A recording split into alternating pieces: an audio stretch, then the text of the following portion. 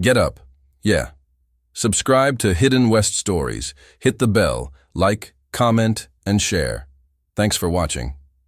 The morning sun painted the dusty streets of Copper Valley gold as Martha Holloway swept the wooden porch of her family's general store. Her calloused hands gripped the broom handle tight, her simple brown dress covered by a faded apron that had seen better days. She paused to push a strand of mousy brown hair from her face, squinting against the brightness as she watched the stagecoach roll into town. Martha was 23 years old, and she had long ago accepted her place in the world. She was the practical daughter, the one who kept the store running, who balanced the ledgers, who knew exactly how many pounds of flour remained in the back room. She was not the daughter people noticed when they walked through the door. That honor belonged to her younger sister, Rosalind. As if summoned by thought alone, Rosalind appeared beside Martha on the porch, her golden hair catching the sunlight like spun silk. Her blue eyes sparkled with excitement as she watched the stagecoach come to a stop in front of the hotel across the street. "I heard someone important is coming to town today," Rosalind said, her voice carrying the musical quality that made men stop and stare. "A cattleman from Montana. They say he bought the old Harrison Ranch and is looking to settle down." Martha continued sweeping. "That is nice." "Martha, do you not understand what this means? A wealthy cattleman, young and unmarried, coming to our little town." Rosalind clasped her hands together. "Mother says I should wear my blue dress to church on Sunday." Martha felt a familiar ache in her chest, the one she had learned to ignore years ago. She loved her sister dearly. Rosalind was kind-hearted and sweet, never intentionally cruel, but there was an innocence to her beauty that made her unaware of how her words sometimes landed on Martha's plain shoulders. "I am sure you will look lovely," Martha said, and she meant it. The stagecoach door opened, and a man stepped out onto the dusty street. Even from this distance, Martha could see he was tall with broad shoulders and dark hair visible beneath his hat. He moved with the confidence of someone accustomed to wide-open spaces and hard work. Rosalind gasped softly. "Oh my." Martha turned away and went back inside the store. There was inventory to count and orders to place. That was her world, and she had made peace with it. The stranger's name was Caleb Thornton, and within 2 days the entire town knew everything about him. He was 30 years old, had built his fortune through honest work and smart decisions, and had come to Copper Valley seeking a quieter life. The women of the town immediately began calculating which of their daughters might catch his eye. No one calculated Martha into those equations. Caleb first entered Holloway's general store on a Tuesday afternoon. Martha was alone behind the counter, carefully writing out an order for fabric when the bell above the door chimed. She looked up and found herself meeting the greenest eye she had ever seen. "Good afternoon," Caleb said, removing his hat. His voice was deep and warm like the sound of distant thunder on a summer evening. "I am looking for some supplies, rope, nails, and whatever tools you might have for fence mending." Martha nodded, trying to ignore the strange flutter in her stomach. "The rope is along the back wall. Nails are in the bins by the window.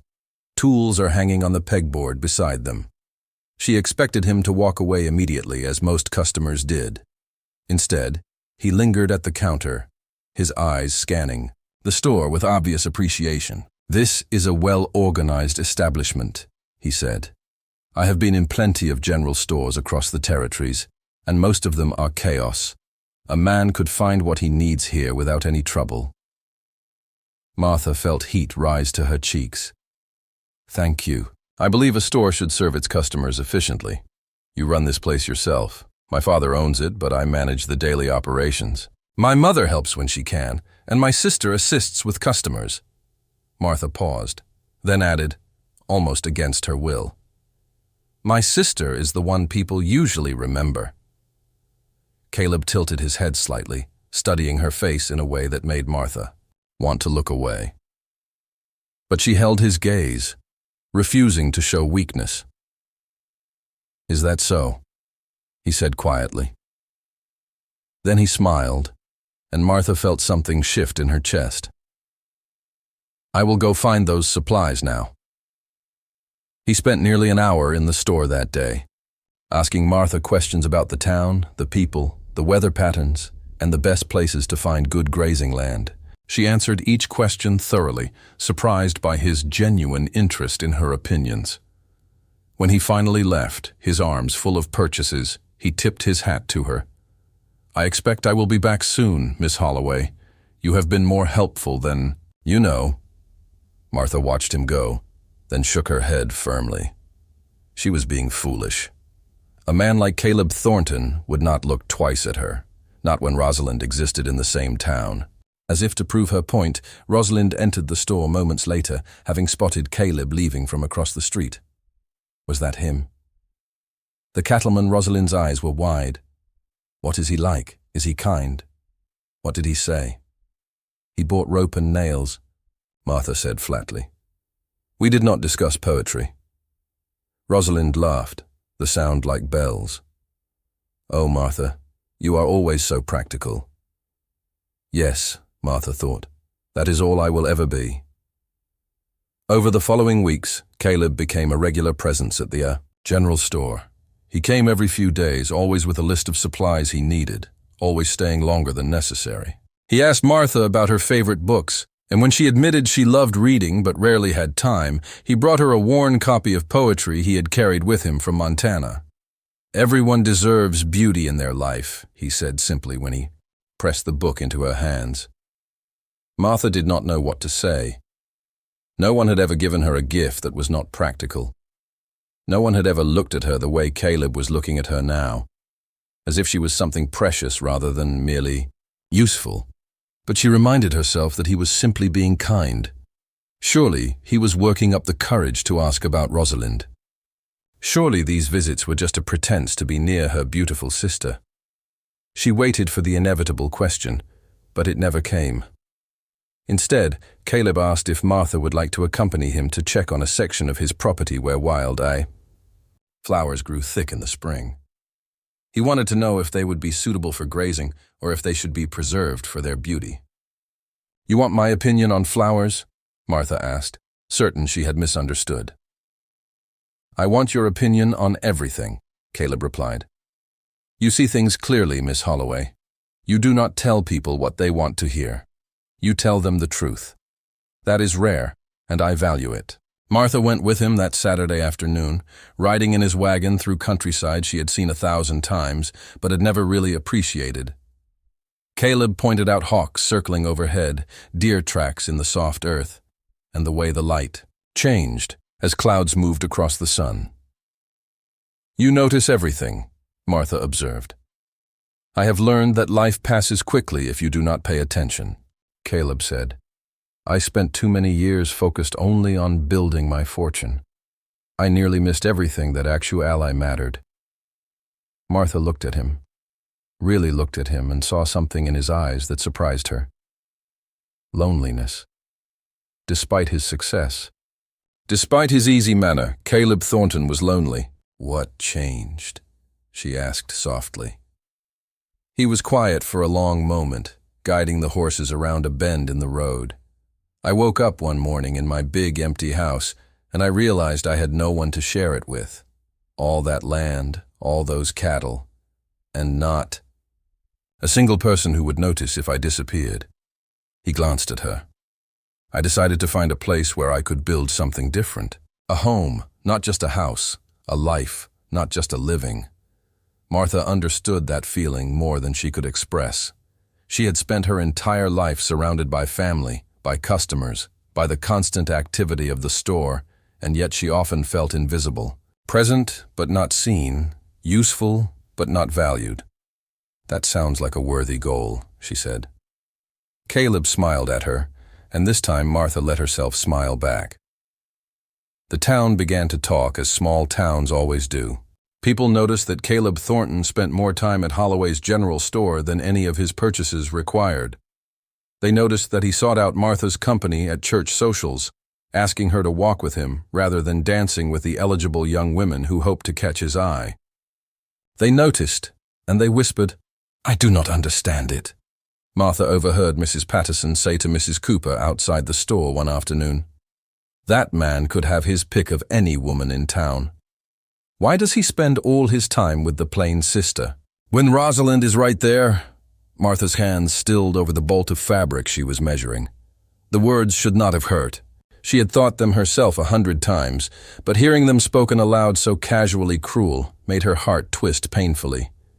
She did not tell Caleb about the whispers. She did not Wynette to see pity in his eyes or worse realization. Perhaps he simply had not noticed Rosalind properly. Perhaps once he did, these visits would end. But days turned into weeks and weeks into months, and Caleb kept coming. He brought Martha books and small gifts. He told her about his dreams for the ranch and asked about her dreams for herself. When she admitted that she had never really allowed herself to dream, he looked at her with such tenderness that she had to look away. "Everyone should have dreams, Martha," he said. It was the first time he had used her given name, and she felt it like a touch. Even those who believe dreams are not meant for them. Spring arrived in Copper Valley with an explosion of wild flowers and birdsong. The town prepared for its annual spring dance, and for the first time in her life, Martha found herself wondering what it would be like to attend on the arm of someone who had chosen her. But that was foolish. Caleb had never spoken of courtship. He had never declared any intentions. He was her friend, perhaps the truest friend she had ever known. But surely, that was all he wanted. She was wrong. The evening before the spring dance, Caleb arrived at the general store just before closing time. Rosalind was arranging ribbons near the window, her beauty catching the fading sunlight like a painting come to life. Their mother was in the back room, and their father was at the bank settling accounts. Martha was behind the counter. As always, Caleb walked past Rosalind with a polite nod and stopped directly in front of Martha. His expression was serious, almost nervous, and Martha felt her heart begin to race. "Miss Holloway," he said, then corrected himself. "Martha, I need to speak with you about something important." Martha's mouth went dry. "Of course." He reached across the counter and took her hand. His palm was warm and callous. Ed from honest work, and Martha felt electricity travel up her arm at his touch. "I came to Copper Valley looking for a fresh start." Caleb said, "I thought I knew what I wanted. A quiet life, good land, maybe eventually a family. But I did not expect." He paused, gathering his thoughts. "I did not expect you." Martha's heart was pounding so hard she was certain he could hear it. "Mr. Thornton." "Caleb, please. I do not understand what you are saying. Then let me be clear." He tightened his grip on her hand, his green eyes never leaving her face. "From the moment I walked into the store, you have captivated me. Not with beauty that fades or charm that deceives, but with truth, with strength, with a spirit that sees the world clearly and meets it without flinching." Martha felt tears prick at her eyes. "There are others who would make you a better match. My sister." "I have no interest in your sister," Caleb interrupted firmly. "She is a lovely young woman, but she is not you. She does not challenge me. She does not make me want to be better. She does not occupy my thoughts from morning until night." A sob caught in Martha's throat. "You do not know what you are saying. I am plain. I am practical. I am not the kind of woman men write poems about." Caleb reached into his pocket and pulled out a small velvet box. Martha's breath caught. "I have written you poems," he said softly. "In my head, every night before I sleep, I have composed letters. I was too afraid to send. I have imagined 1,000 conversations where I tell you exactly how much you mean to me." He opened the box, revealing a simple gold ring with a small but perfect diamond.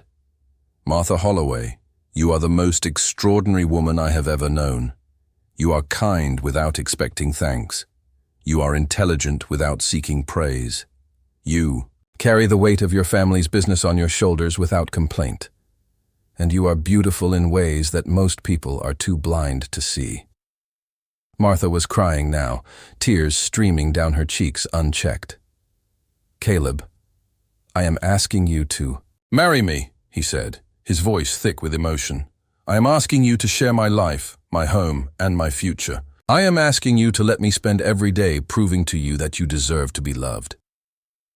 The store was silent, except for Martha's quiet sobs and the distant sound of the evening wind. Rosalind stood frozen by the window, her hand pressed to her heart, her eyes wide with surprise, but also something that looked like happiness for her sister. Martha looked at the ring, at Caleb's hopeful face, at the evidence that someone had finally seen her, really seen her. Not as the practical sister or the plain one or the woman who kept the ledgers straight, but as Martha, as someone worthy of love. "Yes," she whispered, then stronger. "Yes, I will marry you." Caleb's face transformed with joy. He came around the counter and gathered her in his arms, holding her close as she cried against his shoulder. She could feel his heart beating rapidly, matching her own, and she realized that he had been just as afraid of rejection as she had been afraid to hope. "I was so certain you would choose her," Martha murmured into his chest. Caleb pulled back, cupping her face in his hands and wiping her tears with his thumbs. "There was never any choice to make. It was always you, Martha." From the very first moment, Rosalind rushed over and embraced her sister, crying happy tears of her own. "I am so pleased for you," she said earnestly. "You deserve this. You have always deserved this." Rosalind had never wanted to eclipse her.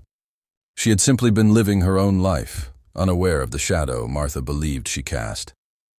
The wedding took place 2 months later in the small church at the center of Copper Valley. Martha wore a dress she had sewn herself, simple but elegant, with lace at the collar and cuffs. Wild flowers from the meadow on Caleb's ranch filled the church, their sweet scent perfuming the air. As Martha walked down the aisle toward the man who had chosen her, she felt the weight of years of loneliness and invisibility lift from her shoulders. The town's people who had whispered about the plain sister watched now with new eyes, seeing what Caleb had seen all along, a woman of strength and grace and quiet beauty.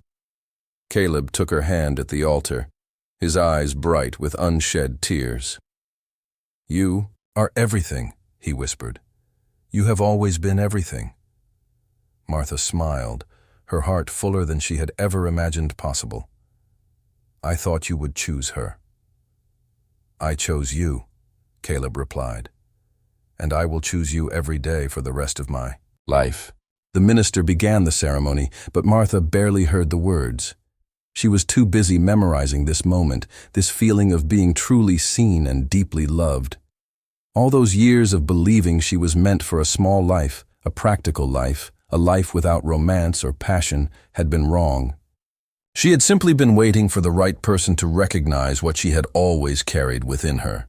As they exchanged vows and rings, as they were declared husband and wife, Martha understood something profound. Beauty was not just in golden hair or sparkling eyes. It was in loyalty and truth and steadfast love. It was in the ability to see others clearly, even when the world looked past them.